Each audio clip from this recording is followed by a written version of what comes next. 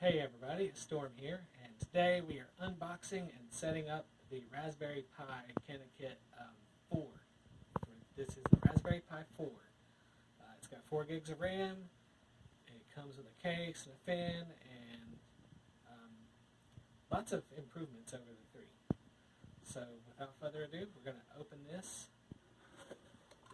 and right away we got the familiar paper stuff on top. I have no clue what it is. Just going to lay it aside.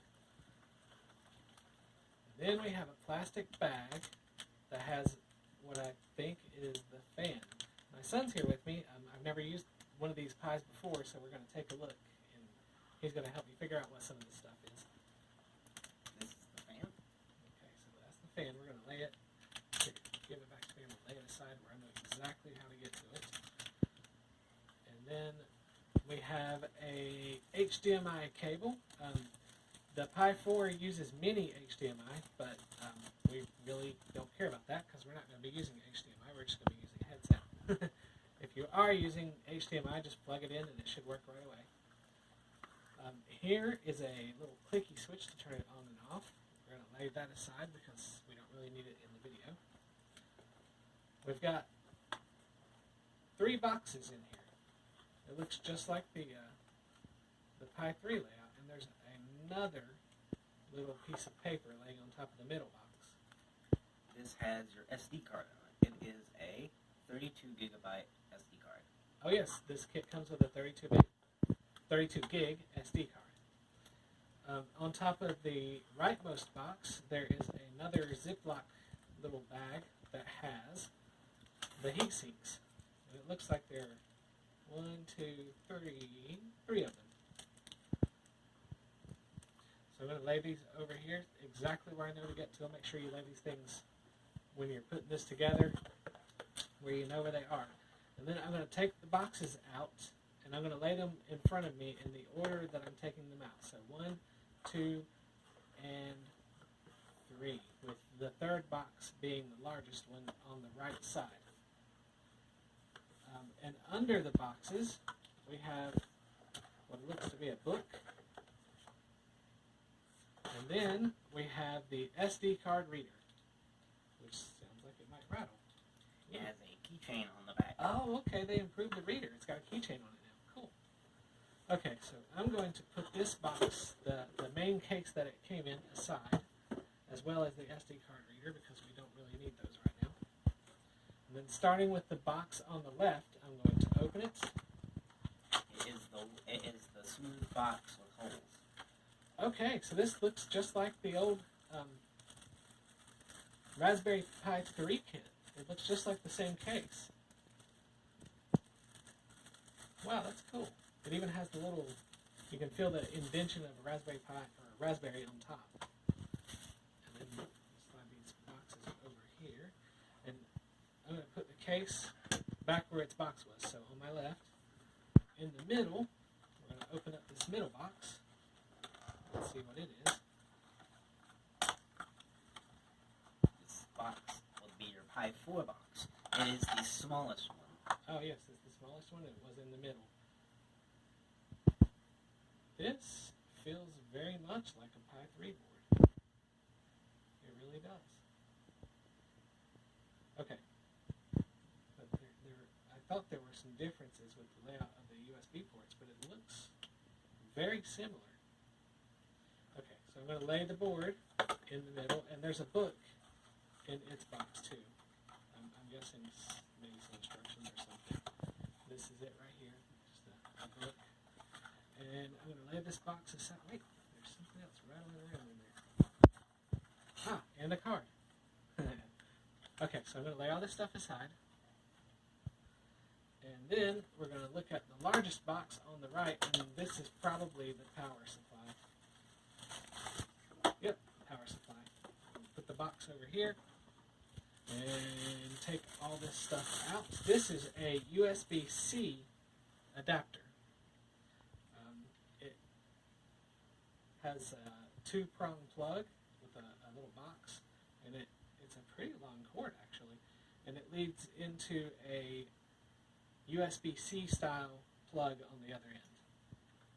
Okay, since we're not doing anything with it right now, I'm going to put it over here too. Okay, so now we're going to take the case, which was the item that I laid on my left, and separate it into 1, 2, and I think the bottom comes off three parts. So the top of the case is laying to my left, the middle part is the middle part here too, and the part where the board goes is on my right, with the SD card slot facing away from me. Okay, so I'm going to take the board. This looks very familiar. The USB ports were facing away from me when I laid it down here, so I'm going to turn it around so that they're facing me, and then at a slight angle, I'm going to put it into the bottom part and see if it'll slide on in there. It's going to be a little tricky. We'll see. Maybe it'll go in. Maybe it won't. Let's see. I think you might need to turn it around. No, because the card goes right there. Oh, I think I got it. Yeah, it's just a little tricky, but it just clicks right in there. Make sure you go in at a slight angle. And then the next part is the middle casing. So since the USB ports are now facing me, the little cutouts for them are also facing me. It's three individual little cutouts. If you can see, they face towards me. And the card slot cutout is on the back, facing away from me. And you just take it and slide it down over the board, and it just clicks in place. And we have it partially assembled now. However, this case is slightly different from the Pi 3's case, and I've got to figure out where the heat sinks all go. You have 3 heat sinks. You have a large one, and then you have a medium-sized one. The medium-sized one is kind of shaped more like a rectangle. The large one is shaped like a square, and then you have the smallest one in the bag. Okay, so we're going to check out on the board where these actually go.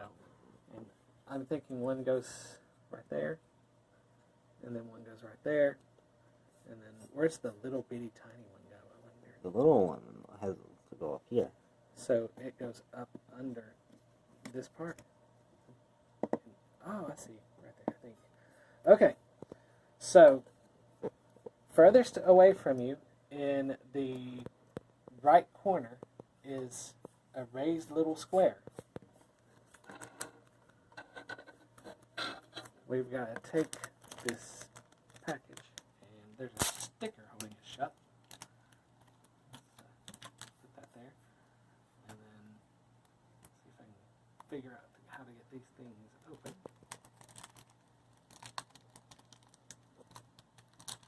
There they come. And we've got 3 of these things to keep up with this time. Sometimes these are very hard to keep up with and very easy to lose. But I've got all of them in my hand. I'm just going to lay the plastic bag over there, and I'm going to peel off the sticky stuff on the smallest one. And work away from myself this time. So Be careful that you don't take your finger too low, otherwise peel off the sticky stuff. Yep, but we got it. So this first one, you want to slip right up under the cover, and I think it goes on the left side right there. Right, Drinking. If you're looking, it needs to go right behind this tape cord slot right here, if you can see. Oh, so it needs to go right there. Okay. Right behind the audio jack. Okay, so if you take your finger and start at the back of the Pi, facing away from you, and pull your finger towards you on the left side, you'll find a small wall that goes about halfway across the Pi. Just a little tiny wall, I guess. And then right across that, at the end of its corner, is a little cutout. It's kind of hard to notice, but if you just line it up at the corner here, you should be able to get it on no problem. It's a very small little area that you got to put it in, so it's easy to not get it right, but I think I did it. Draken, you wanna look? No, it needs to go back a bit more. I would never really good at getting these things on straight. Okay, so it was about a fingertip width away from that little wall. You put your finger down, and then it's almost under the top of the cover for the second half of the case. It's a little bit tricky, not terrible. Okay, so now we're moving on to the next, and it's a slightly larger. It's a rectangle, actually, slightly larger, and it's a rectangle heat sink. We're going to peel off the cover, hopefully. These heat sinks are about the hardest part of the whole project here. At least so far. We still got to get to the fan eventually, but we're going to try to get this little back cover off. Speaking of the fan, I would recommend not hooking it up to the top of the casing before you put it into the GPIO pins, because that'll make it easier to actually get it in there, and you'll be able to get your fingers in there easier. Oh, okay, so it's like the other fan that we hooked up a while back for a Raspberry Pi 3.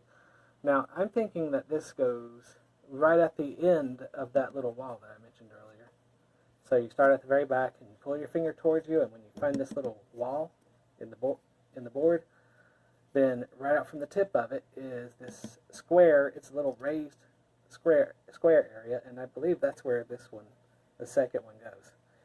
You want to look and see? So it would go right there. Also, if you're using a heat Is that pad, yes? yes. Okay, so it goes right at the end of that wall. I'm going to line it up with it, which actually makes it very easy because you just kind of line it up and then stick it on there. I think I did that one almost perfect. Pretty close. And the final heat sink goes right beside it. There's another raised square. This one you can't miss. If you move from the heat sink that you just installed towards the back of the Pi, it's right there, right next to it, just a square. So we're going to peel off the sticky protectant thingy on the back here without taking the sticky stuff with it. At least that's the plan. Oh, almost. Got it. And then we're going to put this one right over top of this raised square area. And I believe, yeah, okay, so it's just going to fit perfectly right on top of it. I can slide it over just a smidgen, and I think I've got it. Okay, so now we've done the hard part with the heat sinks, and I believe next we will need to do the fan. I've not done one of these fans, so I'm really hoping that hooking this into the GPIO pins isn't all that hard. But we're going to open it and see what happens here. So you need to tell, it's very important, the red wire is positive, and the black wire is the negative wire, and you have to hook it up the right way on the fan, on the GPIO pins, otherwise the fan won't work. So, if you are visually impaired, then all you gotta do is take the fan and sit it down on a table, or you can hold it in your hand, and if you're looking at the back of the fan, it will have a circle in the middle. It won't be just the blades.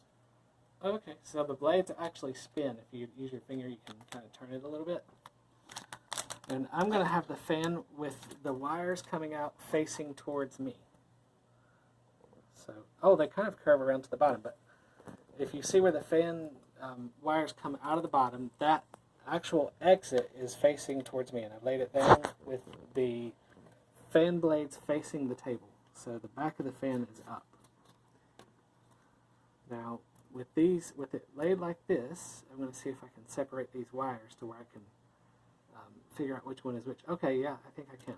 So I have two wires, one on the right and one on the left. The one on the right is?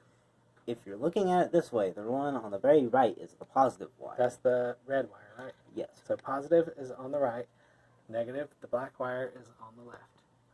Now, you want to flip this fan around and lay it down, see if I can figure it out one more time, just to make sure. Yep. Should be pretty easy to do. but you know, let's make sure this Flip can it be done. over. Well, I'll figure it out, dude. Don't worry. Okay, so we have. He laid it down in exactly the same way it was. So trick question, I guess, right? Yeah. So positive wire here, negative wire here. Correct? Yes. Awesome. Okay.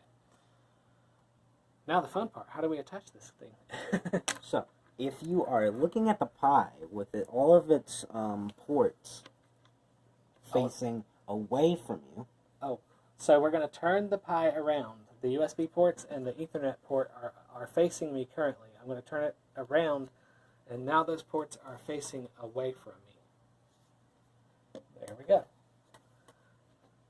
And now we have the fan with the positive on the right and the negative on the left. so your GPIO pins will be located on the very left of the board. So right here. Be careful not to apply too much pressure because you'll bend the pins, and that would be bad.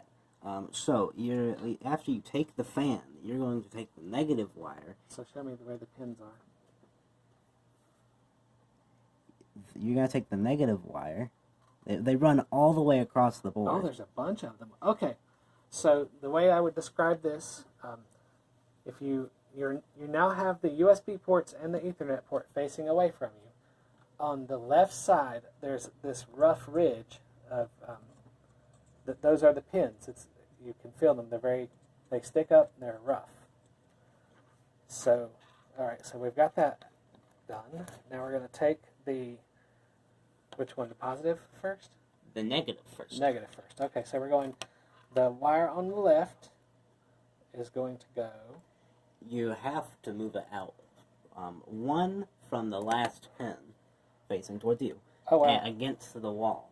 The pins almost against the wall. If you look, there's 2 rows. I think it's 32 pins. Right. So you put it in this pin right here, the one that's like furthermost out. Second to furthermost out. Oh, okay, cool. And then do you just like slide it down over it? Yes, you just push down. Be careful that it is not pointed. Be sure that it's pointed straight down and not towards the side. So you might bend your pin. Yeah, if this part might be something that you would want to find someone to help with, but I don't see why we can't do it. So let's try it and see. It may take a little bit of force to get it in there at first, but not too much.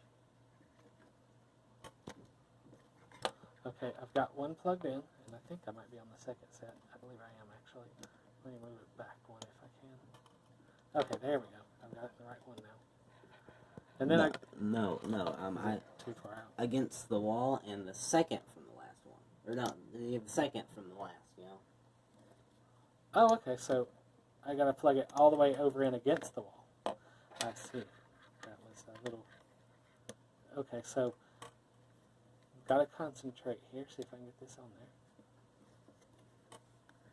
Nope, looks like I missed it again.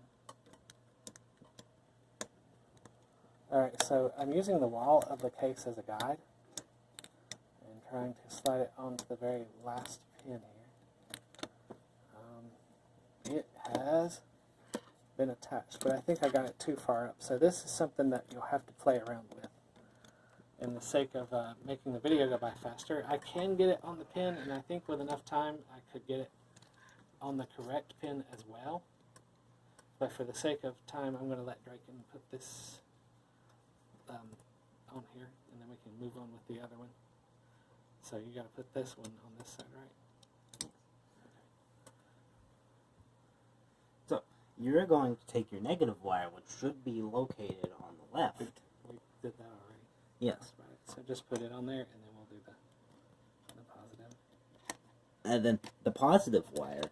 So it went all the way up against the wall, and then the positive wire, of course, will go right beside of it, but not on the furthest pin out. It goes right next to it. Yes. Just push it down On the same row. on the same row. Oh, so it goes there? Or What were you saying on the same row? On the same row, right beside it, on the same row. Okay, so to the right of the existing plug, or To the right, if you're looking at it from, well, the way that you're standing, if you're standing beside you on the right side, then when you're looking at it, it'd be on the right of the negative wire. so standing like I am, it goes. Right in front of it. Okay, so this one goes towards the USB ports, right beside of it, but like you're going towards the USB ports. We're going to push it down, and hopefully it will go on there. If I have too much trouble, I'll just let him do it, and we'll call it done. But I think, nope, it popped right back out. Yeah, the fan and the heat sinks are definitely the two harder parts of this project. I'm sorry. If you can get past those, you're home free. And I believe that is attached. Let me make sure.